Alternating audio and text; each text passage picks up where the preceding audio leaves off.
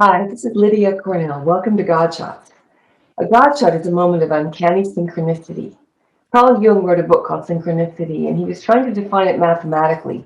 What is it that happens when you have a coincidence so uncanny that it can't be just random? It feels like it has a meaning to it, a meaningful coincidence. I've had so many of these things, and they always happen to me when I'm in an open state of mind, a state of wonder, when I'm open and willing to believe in something beyond the material world. Einstein said coincidence is God's way of remaining anonymous. So when you hear these stories coming up in these shows, is it a coincidence or evidence of something much greater going on?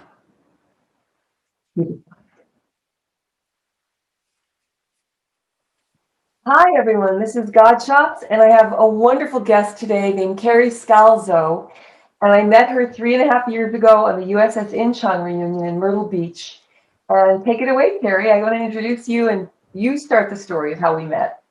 I'd start the story how we met because it was wonderful and it was interesting.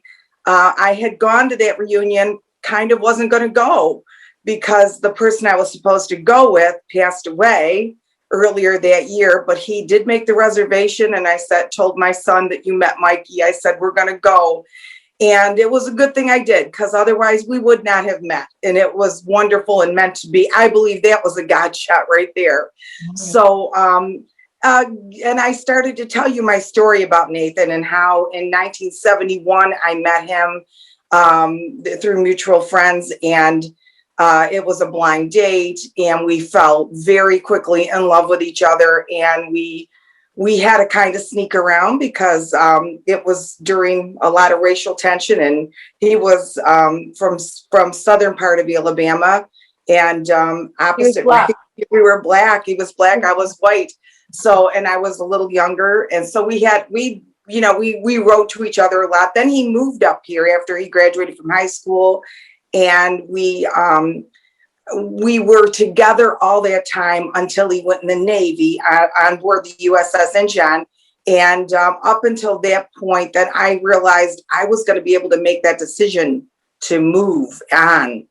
And being from a very close Catholic Italian family, I backed out and was terrified and mailed my ring back to him on the ship. Wait, let me stop for a second. He asked you to marry him. You were going to get married, and then you panicked, and you broke up with him before he went. I did. Was he going on? Yes, well, he was on board the ship at that time. We had already been engaged, and we were supposed to get married. And so I chickened out because I was getting to be of that age where I could make that decision. And I kind of freaked out and said, it's going to be my family or him. That's what I thought. So we did go our separate ways, and he raised a family, and I raised a family. And he tried to reach me a week before I got married to my husband of 20 some years, who I divorced years ago. But that was, he did get a hold of me then, and we talked, but I was cutting him off, and I was trying to be short because I was getting married in a week. So that always weighed on me, that I didn't spend a lot of time really talking to him. So I'm going my separate way and getting a divorce. And after many years, just because I said to myself, was I ever happy? That is an interesting question to ask yourself. Was I ever happy? And I said, just once. I said I was happy, and it was with Nathan. And I wonder where he is. So then I started to Google, and we've got all this equipment now that we didn't have. This was after your divorce of the. This is after, yes. And you have a child named Mikey. And I have a child named Mikey. He's my oldest. You met Mikey. And then I have another son, Jeff, who's about 16 months younger, and one who's 25, Tony. So it was at this point when you started Googling Nathan again, your first. Yes. And so I started to wonder where he was. And, so I threw an obituary of someone I knew he was related to, his sister-in-law. I found, of course, trying to find a landline nowadays is tough. I found one. a niece that I used to talk to when she was about 2 years old on the phone. I would just talk to her for a little bit, And so I found her and I said, just please get a hold of your father. That would be Nathan's brother, and tell him I'd like to talk to him. So he called me immediately and we talked, and the first thing he said to me was, "Where have you been?" Which made me feel great because I felt connected. And so again, I think, like we talked about before too, with the Godshots, I feel like it is, if you don't have an open mind, it's all about your mind and how open it is. That's something I think is worth a whole show on opening your mind. But I was open to it and I went with it. And he tried for 3 months to get Nathan to call me. So he was afraid, didn't know. He had a stroke. So yes. So at 46 years old. So in other words, a lot has changed.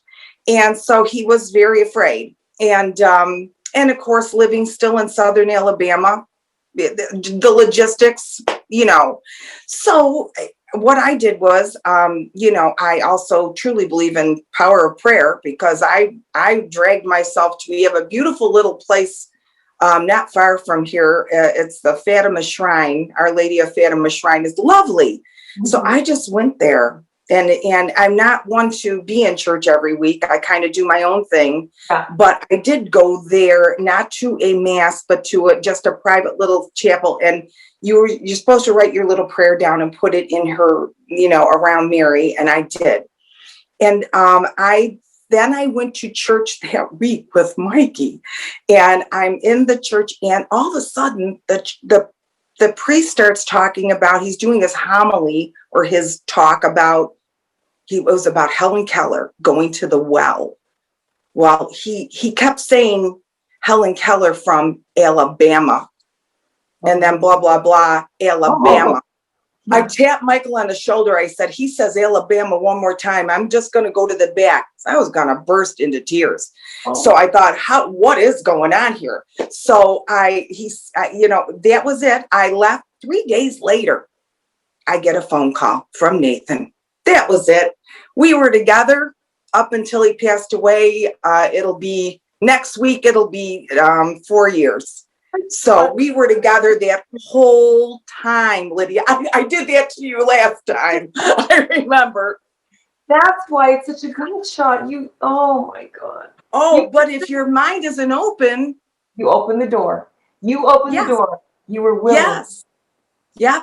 And I didn't chicken out about going to Myrtle Beach. I cried all through that ceremony. I don't know if you were in there that day when we were doing the ceremony where they ring the bell for every sailor who's passed. And I was a basket case in the front row with a couple other women who've lost their husbands or partners. So, it was an amazing time together. We didn't waste any time together. He was so wonderful. We enjoyed. And the beautiful part about this that I need to share, my mom was still alive and well at the time. She was going not too well. She was going between my house and my sister's. We were taking care of her. And I remember having to sit her down, and I go, now you're going to be coming back here. I said, someone is going to be moving in here. And I said, and Mom, I had to tell her all of it. And she said, I knew you were with somebody years ago, but we never could figure it out, your father and I. Wow. And I said, well, we snuck around pretty well. We were pretty good at it. Gosh.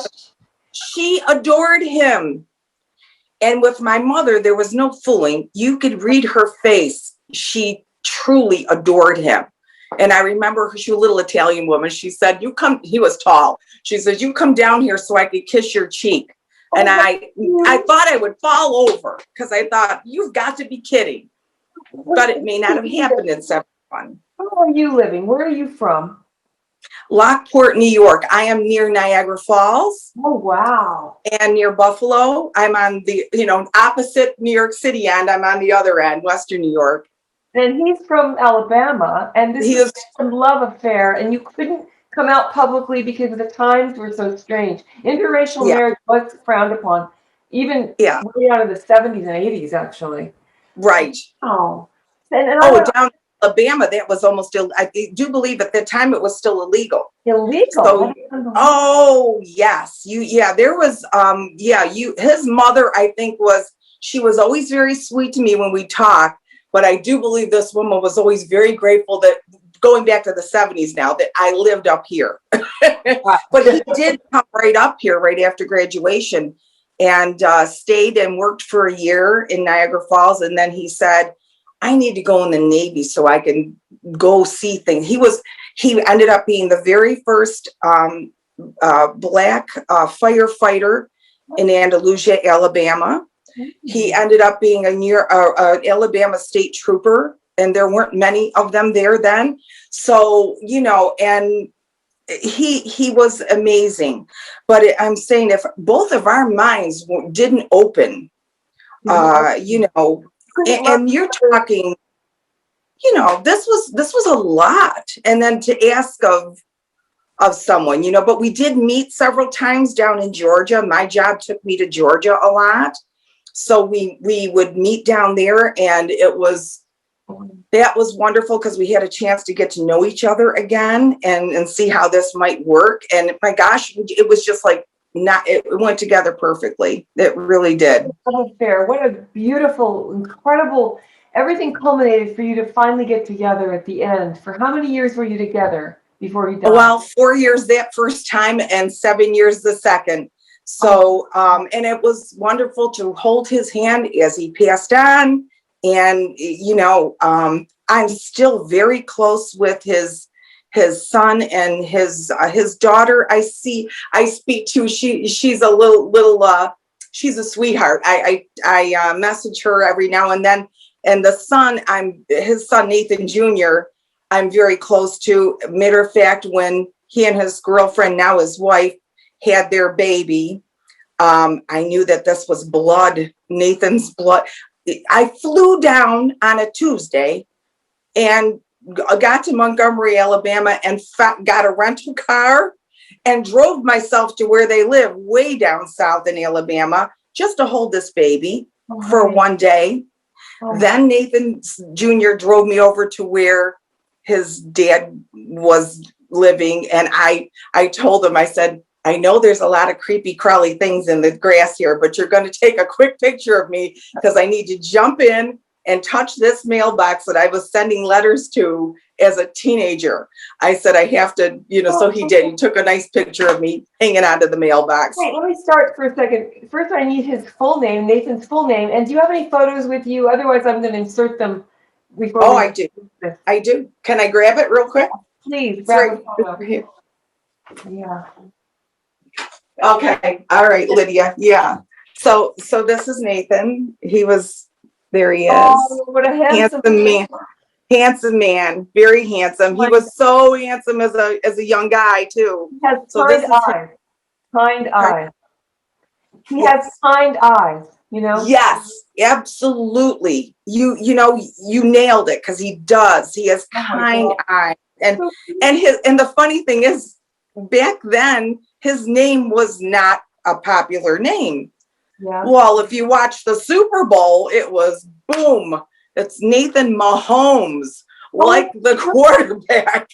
So, I'm hearing it all the time now, which is so unbelievable. And the funny and the other godshot about that is the Kansas City Chiefs. You've got, Mahomes, Patrick Mahomes, and who does he throw to? He throws to a guy named Hill all the time. That's his receiver. Hill is the one who introduced Nathan and I. So I look up and I go, did you guys plan that or what? Those godshots are so much fun. They're like little breadcrumbs on the path, knowing your synchronicity. You're in the right place. It's so cool. It's cool, but you got to be open to it. It's hard. You can close your mind, but I've always been very open to it. Yeah, I've had a lot of interesting godshots.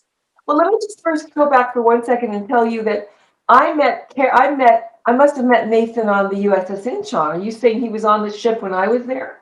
He was not he was on before that group. Oh. You were on with David in that group. Yes. So he was on before that. And I was in Beirut Harbor for the USS Incheon in the 80s, 82. And I met a lot of sailors and Marines and UN peacekeeping forces. And then we had a reunion in 2016. I should be going to all these reunions now, and that's where I met you. Yeah. They're wonderful. You know, I'm so glad Nathan and I did get to go to 2 reunions together. The second one we went to together, he said, let's bring Mikey. And that was his idea. So we did bring Mikey with us. And they were wonderful. The guys during lunchtime, somehow, they went out and got a beautiful plaque for Michael and another young boy that was there, and made them honorary USS Incheon members, which Michael just was like, that's the coolest thing for him. He thought that was just wonderful. So they've been very. I'll get more pictures of you with Nathan way back, and you with Nathan now, and Mikey and Nathan. If you have those, we can. Oh, I do. Can you? If I had known, I would have set them up next to me. But they're a footstep away. Can I go grab them? All right, dear. I just want to say that I was in Beirut, Lebanon. Audrey Meadows from Too Close for Comfort. She played my grandmother in Too Close for Comfort. She encouraged me to go to the USO tour to Beirut, Lebanon, a war zone at the time. And that's where we went to every aircraft carrier and met all the sailors, soldiers, and Marines. It was on Christmas Eve, 1982. And then when we left, a year later, 240 of our Marines were blown up in the first truck suicide bomb in the barracks, 24th MAU, 24th Marine Amphibious Unit. But anyway, that was part of the trip I was on. I did know, I would talk to David about your trip, and he was telling me about that. And and I love that I'm so glad you hooked me up with that television station that I could actually watch on Pluto I love being able to watch that. So it's a lot of fun. Our show is on Pluto TV almost every day now. How can I do this? How do I do this? Put it right in the eye of the camera. Okay. That's Nate. Yes, that's him as a police. There he is. That's him as a state trooper. Oh, Nathan Mahomes. Yes. A state trooper in Alabama, a black man. Alabama. What year? Oh gosh, that had to be 77 or 8. Oh. He was also, and when he went to go study how to be they called it fire college. Firefighter. He had to go, I think it was to Selma, Alabama, fire college. And so he being the only black guy in the group, they said he started to go with the guys to the hotel to where they were going to stay. And they said, oh, sorry, Nathan, your motel is down the road. Are you kidding me? This is in 78, yes. So mad. Unbelievable. It's hard. In the 60s. Why is it still happening in the 70s? Oh my gosh. I don't know. But this is just, I never did when we were young, I never had a picture of us together, but I did that for Nathan. Oh, that was him. And Lydia, see that blue sweater I'm wearing? Yeah. That's Nathan's sweater. I wore it for my high school graduation picture. Okay. So you were in love with him so young in life. You were in high school when you met? Oh no, junior high. I fell in love with him. I was so young. But you know what? You think that that's just puppy love. And then when you get older, and I was in my 50s, maybe 51 again when I connected with him. I said, who would have thought this was not puppy love? This was so for real. Where did so young? Where did you meet him again so young? It was through a girl that I knew, and the guy this Hill that I mentioned, his brother was married, his sister was married to Nathan's brother. So this was a picture of story. This is a love story. This should be a movie. It is. It's unusual. And this is us down in Atlanta at one of our where we got together. I think I was getting ready to take him we were going to a NBA game, and he was excited. So yeah, I have I'm flipping through to see. Imagine if you hadn't opened the door and opened your heart that second time. If you hadn't persisted in calling, it's the Yeah, willingness to take the first step, and then from that moment, the power of love guides you. I call God love. The power of yes, love opens my heart, takes me out of pain. It reverses yes. resentment, and I forgive people that I normally wouldn't. It's like You have, yes. magical. And I am much the same way.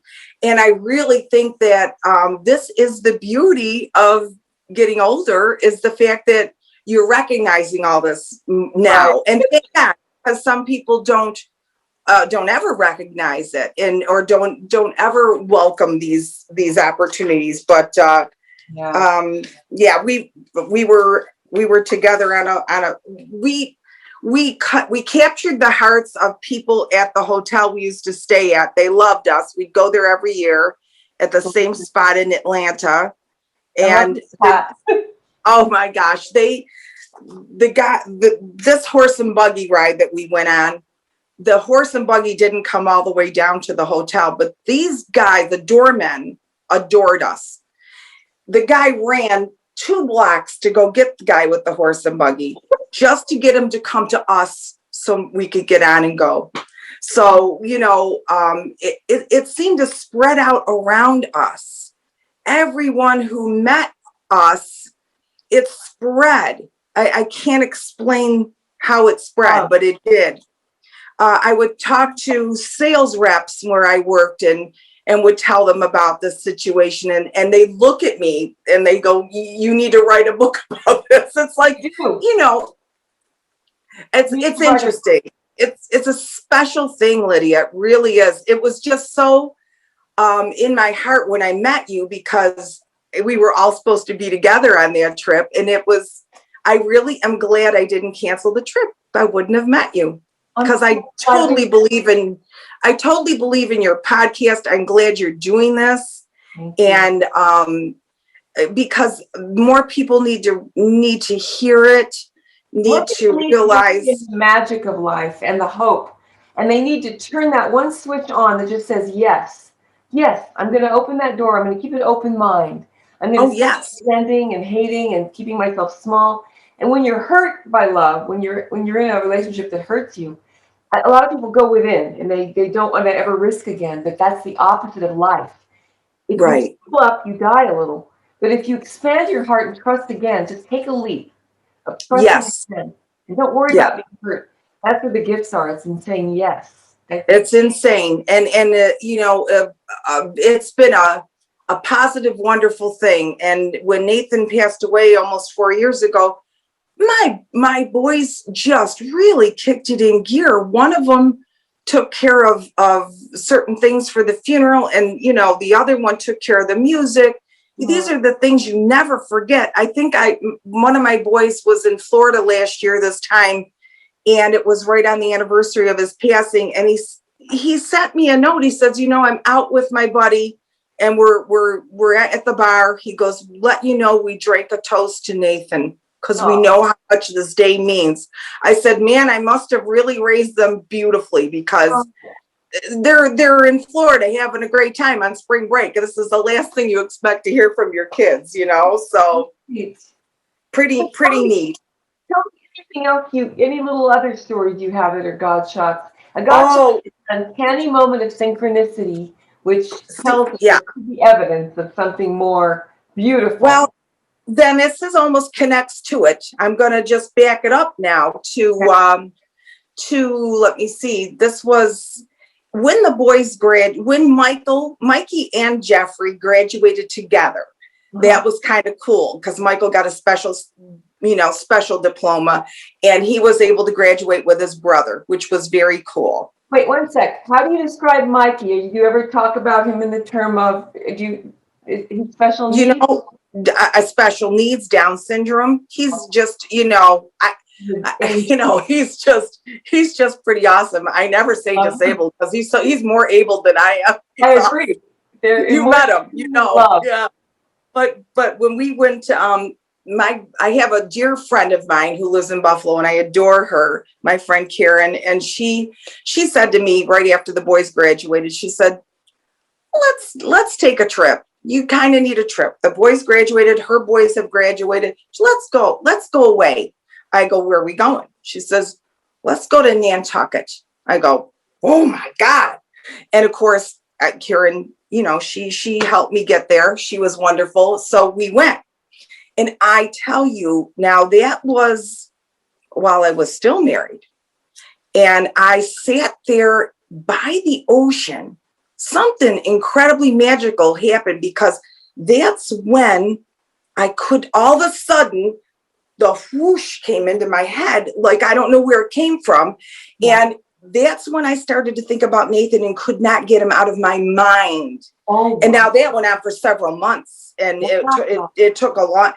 And I really could not get him out of my mind. And then it was only a year later where I started Googling. I mean, it was like, it was kind of amazing. So going back now, it was one day, my girlfriend stopped off at work where I was working. I managed a store in Lockport, and I had on my bulletin board this little quilt that's right near me. I got this little quilt that I made, and I've been quilting for years. And this one I made 10 years prior of Nantucket.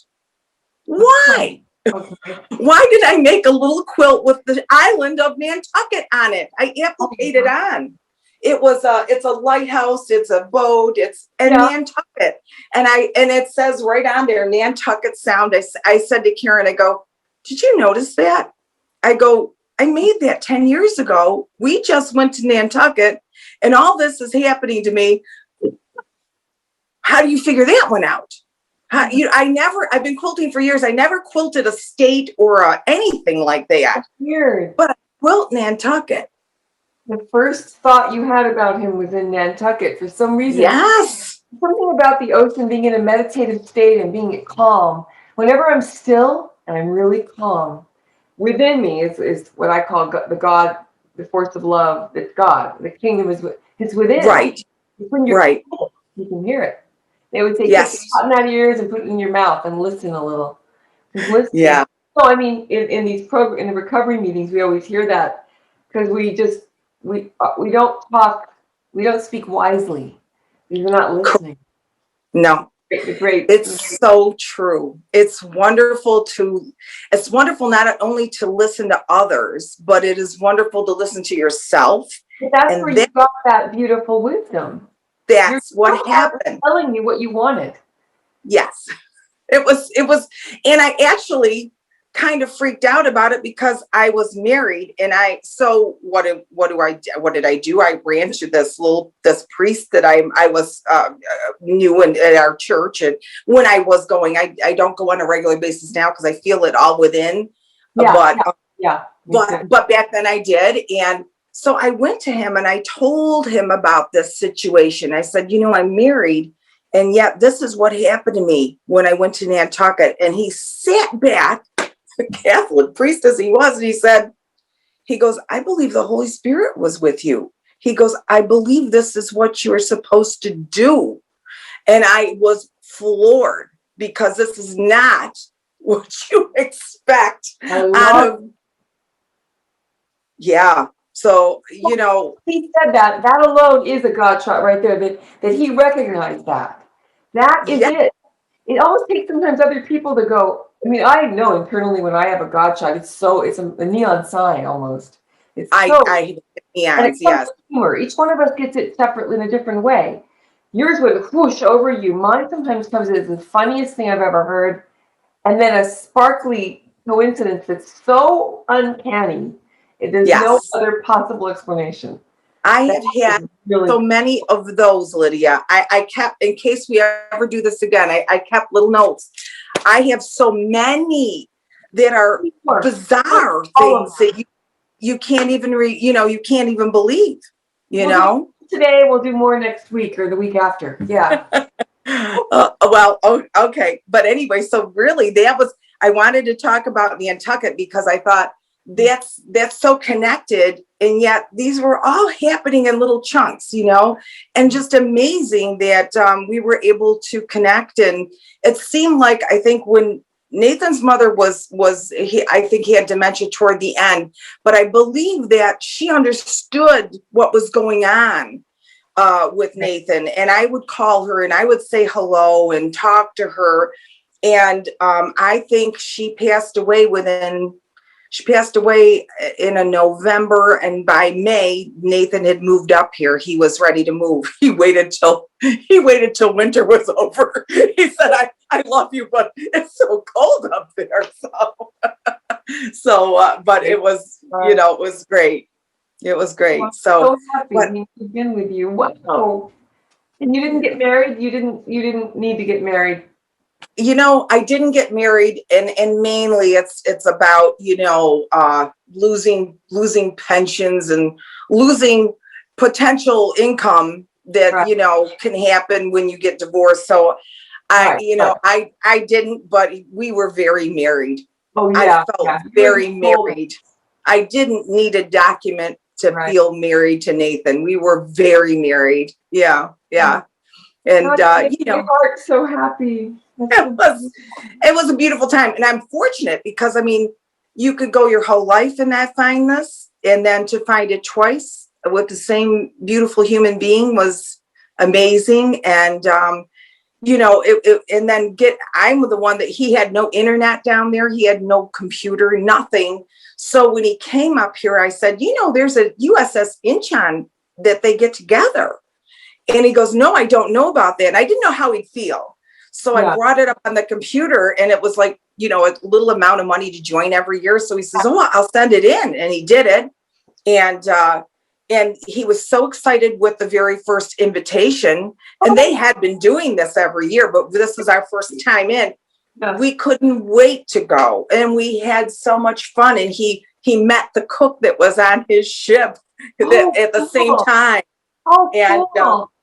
Yeah. The captain, the admiral of our ship. Wow, of your ship. Yes, yeah. And I know that the guys all met you on that group, and I believe it was Faye Dunaway who Nathan got to meet. She happened to be filming in Spain where he was at the time, so he got yeah. I can't tell you how many times we had to watch Bonnie and Clyde. a lot of times. Bonnie and Clyde's pretty good. It is. Well, yeah. How fun! That alone is an experience that makes life just joyful. It's like this magic exists if we start to open our mind and become yes.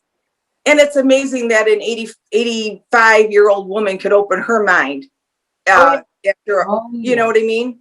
That was, I think, the most wonderful thing that happened was watching her telling him, bend down so I could kiss you. Oh, that was just the most beautiful thing I ever saw. And she, it was really wonderful. So I've been very lucky, very, very fortunate. Her mother wasn't approving of the marriage long ago, but now she completely accepted you guys. She thought he was wonderful. Well, he was wonderful. Yeah. And a real gentle soul, very kind, gentle soul. And so, it all worked out. It did. Oh my God, that's beautiful. So tell me another godshot that you have a couple more on your list. Oh, here. I'll tell you, I'll just focus on my, let me focus on Tony, just my youngest one. He just flew off to Cancun today. So he had to get away. He said, I can't stand it anymore. I'm going. So he's gone. But Tony, I like to think that even though people passed, that I feel like there are on earth guardian angels. Mm-hmm. or people who are surrounded us somehow. And I feel like there are heavenly ones as well. Yeah. My father, who I adored, I was definitely a daddy's girl. He never got to meet Tony. So he met Mikey and Jeffrey, but not the youngest one. He had passed by that time. So I remember when Tony was born, the doctor said to me, because he had a lot of hair, and he said, he goes, I didn't use forceps. I don't know what the problem is here. He says, but he's got one area that doesn't look like it's going to grow hair. It looks like a permanent bald spot, but I tell you, I did nothing. And when I held Tony and I saw where it was, Yeah. I was so thrilled. Sounds bizarre. It was a little bit right here. And I said, I'm bawling my eyes out, and I look at the doctor. I go, this is like the best thing that could possibly happen, is this little spot of bald spot on Tony. Yeah. And that was because my dad had an aneurysm and survived it and lived for another 15 years, but a brain aneurysm. And that's right where they had to cut him. And the hair never grew back. It was where his scar was. So it's like, no. He had and then another little Tony tie-in was when we were at an amusement park, and you know how those lines kind of snake around. Yeah. We were in one of those lines waiting to go on this thing, and I said, "Oh, this is funny." I said it was called Al's Garage, and that was my dad had a garage. And his name was Alan. And I go, Tony, this is Papa's name. This must be his garage, kidding around. He was little. And in all this waiting, I looked down, and in the crack of the sidewalk is a penny sticking upright. Uh-huh. And I go, oh, I'm going to grab that. I grabbed this penny. So this has to be in the 90s. Tony was born in 95. And I look at the year. It's 1913, the year my dad was born. So I go, oh, Tony, I really think you've got Papa around you, you know? Then the last one, do I have time? This is all about Tony, and then I'll shut up. So then Tony was at Little League football practice, and he had a head-to-head collision. And so they made him lay very still. You can't move them. It's really amazing how they take care of these kids when they have those helmets, because they could ruin their spine, you know. Mm-hmm. So I'm a nervous wreck, and I'm getting on the ambulance with Tony. And all I kept thinking was, in my mind, I would say, I never said it out loud, but I kept thinking, I just wish I could find a paper clip. Because I said, my father was Mr. King of the paper clips. If he had a single sheet of paper, he'd clip it anyways, just because. So he had paper clips all over the house. And so I said, if I could just find a paper clip, I'd feel some comfort. Yeah. So I'm looking around the ambulance, no paper clip. We get Tony, man, they rushed him in, did their thing. Now he's got to go for umpteen tests. And he's laying there in front of us in the room, and he's not moving because they told him not to move till they're done with everything. So he's laying there, comes back. The tests all come back negative. He is fine. He's going to be fine. Must have just started to pinch a little nerve. He's okay. Going to be fine. He said, can I please go to the bathroom now? I need to get up. And they helped him up, and they got him up, and he walked away. On the stretcher he'd been on all this time is the biggest paper clip you ever saw. I freaked out. I grabbed that paper clip and I kept it. It is just, I go, okay. I said, so I always like to think that my dad is the one watching over Tony. Oh, that is adorable. That is so true. I've got to tell first of all, let me just go back for a second. Why did you need a paper clip in the beginning? I forgot that part. Because I felt like my dad was his guardian angel because of the previous two things. And I felt like if I saw a paper clip, I feel like it's going to be okay. Oh my God, that is okay. I just got chills again. Yeah. Let me tell you two quick ones like that along those lines, and then we'll stop the show for this week, and we'll have you back for sure. I love the stories. Wow, you just made me inspired again to remember all the stories I have that are almost supernatural. And I don't believe in the occult or psychics or anything like that, but you cannot deny that these things are happening. These things are so uncanny and strange and beautiful. And my friend, whose brother died in Iraq in a landmine, he was a Navy SEAL. He was a Navy SEAL. He had a brand new baby daughter, and they had a home in Laguna. And everyone was mourning his death. And the father, they lived on the beach in Laguna. And everyone went down to the beach a month after he died. I think it was his birthday. And they were all grieving his death and holding hands in a circle. and they just sort of, they're Presbyterians. They don't believe in the occult or afterlife or anything, Right. supernatural. And they all start praying and they go, God, I wish we could just know he's okay and he's happy. We know he is. But at that moment, a sea lion, flopped over from the rocks. Never before had they seen a sea lion come off the rocks over to their circle. A Navy SEAL. He was a Navy SEAL, and this is a SEAL. And they Wow. all just burst out laughing, and they go, "Oh, I get it. This is God's The sense of seal. humor. It's a little sense of humor saying, I'm here, I'm okay." It was just too weird, right? I love it. Yes. I love this kind of story. And, That and, is, and then the other one is last year, actually 2 years ago, Christmas. I was taking care of my mother and my stepfather. My stepfather now died this July. I remember. Yes. I'm COVID. so sorry. But my brother died so suddenly in 1995 of a drug overdose, and he was a concert pianist. And I tried so hard to save his life and to talk to him about God and to talk about AA and recovery, and nothing I could do, nothing could save his life. And I used to have this guilt over him because he was a very lost, little wounded soul, fragile, beautiful soul. And every now and then I'll think of him. But 2 years ago, I'm sitting in the room next to the front door at this other house where my parents are. And I just started thinking of my brother, Paul. And I just started weeping. Tears. I said, "Oh, Paul, I wish I'd helped you more when you first came to California. We were all grieving our dad's death. And he'd driven out from Denver to follow me. And I just kept crying over it. And I literally, at that moment, when I said, "Paul, I wish I could talk to you more and help you more," the bell on the front doorbell went off. Not a doorbell, a alarm. It was midnight. We have a alarm that only goes off if the door's opened. And it was so weird. I just felt Wow. it in my body, and I knew.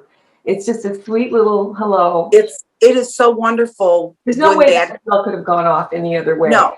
Yeah. No, exactly. These are those godshots that you can't explain away without having some sort of faith in something. I mean, it's a wonderful, beautiful thing. Yeah. When Nate died 4 years ago and almost, and I was I had held his hand until he passed. And when we took him, they took him out in the hallway, and covered, did a flag, and they did a ceremony thing out in the hallway because it was the Veterans Administration. When it came back into the room to clean the room, the minute I walked in the room to clean it, Sweet Home Alabama came on. From the moment I started to clean it to the end, I was smiling. I said, "Well, I got my message right away. He didn't even make me wait." These things are very cool, and you can't. How does that happen? When his mom died, I same thing. The song came on. Word Alabama in that other incident with Alabama where Yeah. Oh yeah. So weird. Okay, these are these little beautiful little strange signs, and I do believe in them. I do believe they're real. I do. And another one, real quick. My best friend Michael died 2017 Christmas Eve. I was talking to him for 4 hours. We used to talk all day long, and he was helping me with a lot of issues in my life. I was going through turmoil over a relationship and everything else. Right. And I'm on the phone, and I said, "Listen, call me tomorrow on Christmas." He goes, "Oh, bah humbug. I don't like Christmas. You know that." And so he didn't call me on Christmas Day. And I went, "This is being ornery." And I called him, no answer. The next day I called him again, no answer. I finally called the police to go check on him. He lived in Long Beach with his mother, taking care of his mother, who was 93. Oh. Apparently he'd fallen off the bed and had a heart attack and died. And oh my gosh. I was so distraught. I went outside on the phone trying to reach other people, and a bumblebee was around me. It was the winter. I've never seen a bee actually in the winter. A bee is all around me, and I kept going, "Get away from me." And then I remembered Michael said, "I'm going to come back as a bee, not a butterfly," because he knows I love butterflies. And I've always talked about butterflies and rainbows. And he goes, "I'm going to come back as a bumblebee, and I'm going to sting you." Oh my gosh, Lydia.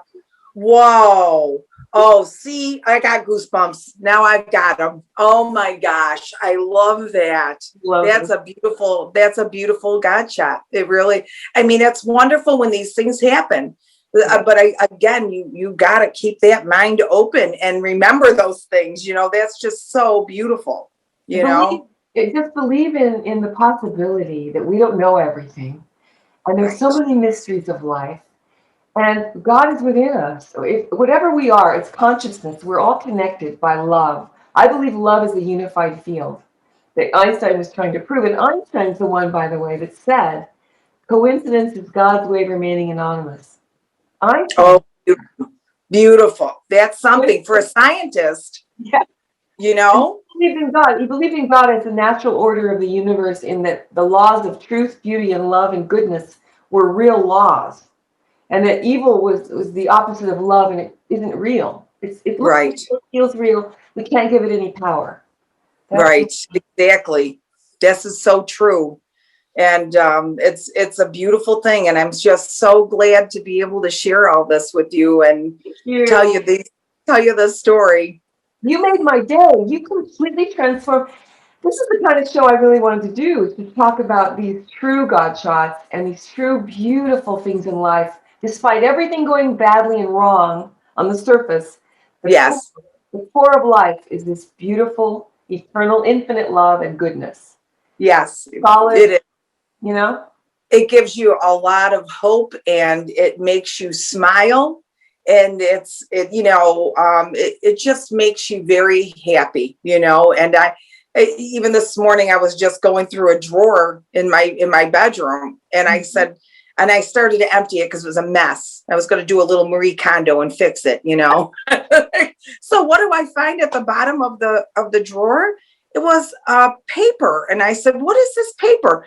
I must have taken paper and lined the drawer with the paper, but I don't remember. I've pulled this drawer open for years and didn't remember. It was Valentine paper it said 6 carnations that Nate must have bought me, and the date was on it of 2013. I don't remember that, but I felt like it was a Valentine present today because it's Valentine's Day, and I Oh, thought, by the way, who was happy that? Valentine's Day And I again. and I've looked at this and never even thought twice. I must have seen it, but I never saw it. It's A little neat. reminder Yes, yeah, that you're loved and that he loves you and that he's still, I don't think we ever die, frankly. We die to selfishness. We die to self. It's that beautiful St. Francis prayer. It's by self-forgetting that we find. It's by dying to self that we find eternal life. Not dying physically as much as just, physically, but yes, we're here. I think it's love. Love is the force. right, right. I'm so glad you're doing this podcast because I love your podcast. It's wonderful. You. And I think I love that you're doing this. I remember when we first met, you were first talking about a book. Yeah. This is nice because you can replay these and you could listen to them again and again. And I feel like this is definitely your calling. This is a beautiful thing that you're doing. Oh, I love it, Lydia. I do. Well, you're back. I'd love to have you back, as often as possible. And I love your energy, your beautiful spirit. And thank you so Thank much. you. Give Thank you so much. Okay. hugging kiss for me. Okay, I will. I will. Thanks, you're wonderful. All right, honey. Bye-bye. I love you. Thank you so much. Love you. So much.